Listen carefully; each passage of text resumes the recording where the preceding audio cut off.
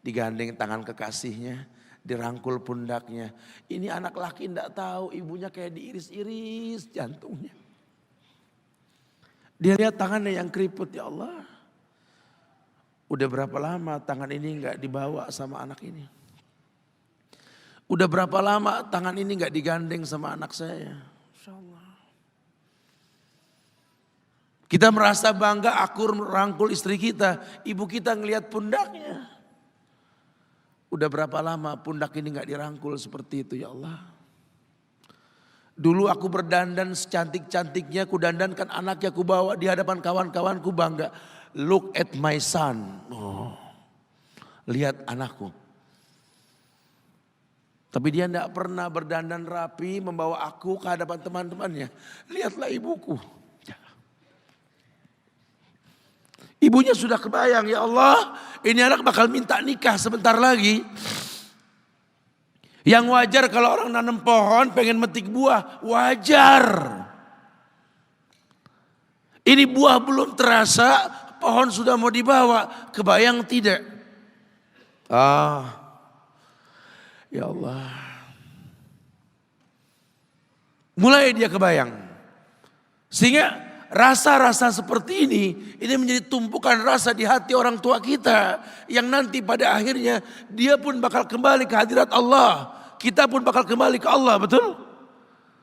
Sementara yang namanya kemuliaan datang dengan cara sabab yang benar. Ridallah fi ridal walidain wa sukhtullah fi sukhtil walidain. Ridanya Allah ada di ridho orang tua, murkanya pun sama. Islam memandang semua yang namanya ibadah, kalau landasannya betul, ujungnya itu surga. Tidak ada yang takut dengan kematian orang Islam ini. Karena semua ibadah yang dia lakukan berujung pada surga. Dan yang paling gampang ketika dia mau menaklukkan dunia, demi Allah, berkah orang tua dulu yang dia ambil. Ini dirasa oleh orang mulia yang Nabi katakan, innahu min ahlis sama. Innahu min ahlis sama. Manhu? Siapa dia? Sahabat manusia yang pernah hidup zaman sahabat. Tapi enggak ketemu Rasul. Yang bernama Uwais Al-Qarni. Pernah dengar nama ini? Uwais Al-Qarni.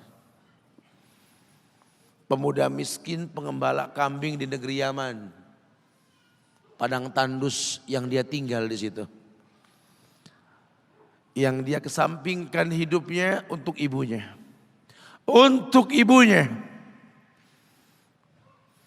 Tidaklah terucap kalimat satu yang ingin ibunya pengen. Kecuali Uwais pasti akan melakukannya. Apapun. Dan ibunya cacat. Apa kata Uwais? Tidak akan pernah terlontar kata dari mulut ibuku kecuali kan kulakukan yang dia inginkan. Masya Allah. Kalau kita mau bicara ini nih, karena kita mau bicara maut yang orang tua kita entah mungkin kapan. Ibunya cacat dan dia menomorduakan diri, yang penting orang tuanya dulu. Hingga satu waktu ibunya berkata, wahai Uwais, ibu sudah tua. Andai kematian mendatangi ibu,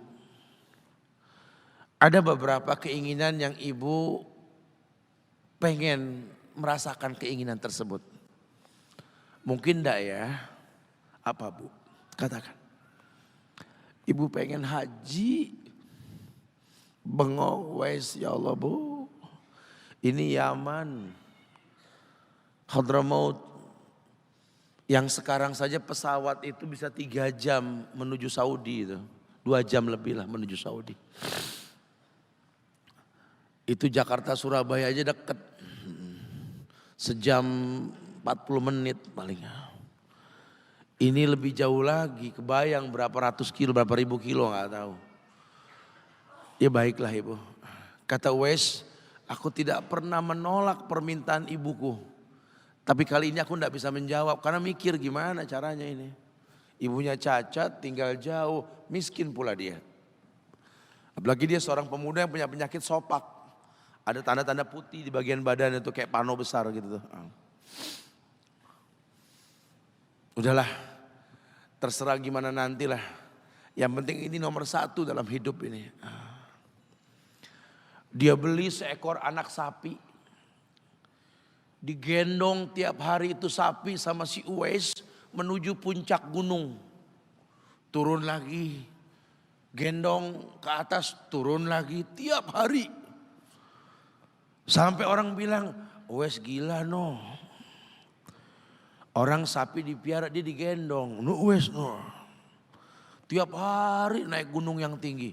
Sampai enggak berasa, dikatakan 8 bulan dia lakukan itu. Sehingga terbentuklah fisiknya yang bagus karena olahraga tiap hari bawa itu sapi. Dan sapi itu makin berat, dalam hikayat dikatakan sampai di atas 100 kilo itu sapi. 8 bulan. Kemudian dia tetap gendong ke atas dan dia yakin, bismillah saya yakin. Sampailah bulan haji.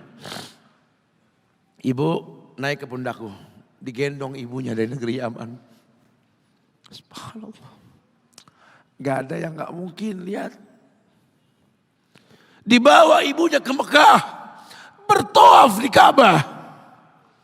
Dunia menyaksikan. Bahkan hikayat mengatakan dia sempat bertanya kepada sahabat Abdullah bin Umar. Aku telah menggendong ibuku dari negeri Yaman menuju Mekah. Bertawaf di Ka'bah ini. Sudahkah aku membayar jasa ibuku? Apa kata sahabat Abdullah bin Umar?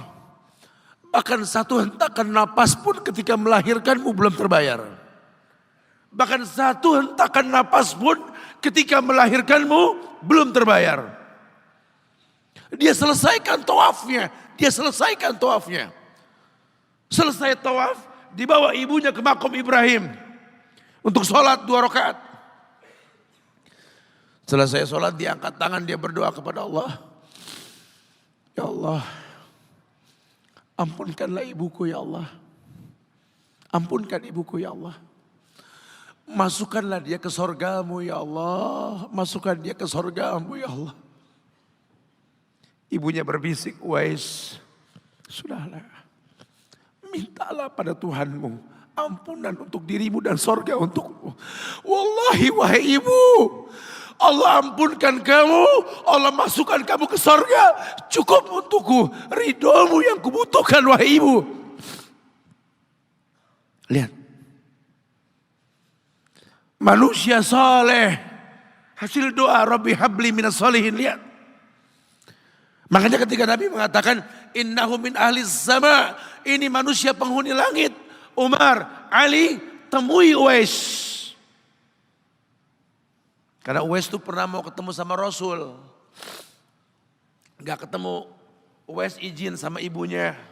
Setelah urusan haji beres, mau ketemu Rasul di Madinah. Kata ibunya, jangan lama-lama nak, ibu menantimu nak. Datang dia ke rumah Rasul. Ada Aisyah radhiyallahu anha. Kata Aisyah, Rasul sedang perang. Susah kau temui dia. Kapan pulangnya Rasul? Mungkin beberapa hari atau mungkin saya tidak tahu. Sedih banget. Wah insya Allah. Pengen ketemu Rasul di zamannya gak ketemu. Kalau bukan karena ibunya yang berkata, kalau tak kau temui pulanglah ke ibumu. Karena ibunya menanti, mau gak mau dia tinggalkan itu rumah Rasul. Kalau ibunya gak ada mungkin dia tongkrongi itu. Dia ingat ibunya menanti. Dia tidak ingin orang tuanya mengeluh. Lihat. Maka ketika ibunya meninggal, dia baru bisa keluar. Mengikuti rombongan Yaman ke Syam. Disitulah dia berjumpa dengan Umar ibn al-Khattab. Rombongan Yaman, betul. Kata Umar, apakah ada seorang pemuda di antara kalian yang bernama Uwais? Belum dong Uwais. Saya khalifah saya. Umar ngelihat ada tanda putih di bagian lengannya. Kenapa? Karena ketika dia berdoa minta yang terbaik buat ibunya, penyakit sopaknya hilang. Allah sisakan di bagian lengannya putih sedikit. Itu sebagai tanda yang Rasul mengatakan cirinya anak muda ini punya tanda sopak di bagian tangannya. Masya Allah. Kamu Uwais, ya Rasul pernah kirim salam. Kamu tuh penghuni langit, jaga wahai lisan khalifah. Jangan orang ada yang tahu siapa saya. Mohonkan istighfar kepada Allah buat kami. Wahai khalifah, kau yang lebih layak untuk beristighfar untukku. Manusia biasa, tidak. Rasul merekomendasikan kamu. Berdoalah pada Allah untuk kami baik. Setelah aku berdoa, anggaplah aku sudah tiada. Merendah. Manusia yang mengerti tercipta untuk beribadah. Lihat, kalau Uwais mengangkat tangan ke langit, langit bergetar. Apalagi cuma pekerjaan. Apalagi cuma perusahaan kecil yang kita punya. Apalagi cuma usaha-usaha kerental-kerentil yang kita usahakan. Ya Allah, ambil semua hartaku, ambil ya Allah, ambil semua titipanmu ini, ambil ya Allah. Tapi tolong jangan ambil kasihku pada kedua orang tuaku, ya Allah, itu kebenaran. Apa artinya hidup tanpa ridho mereka?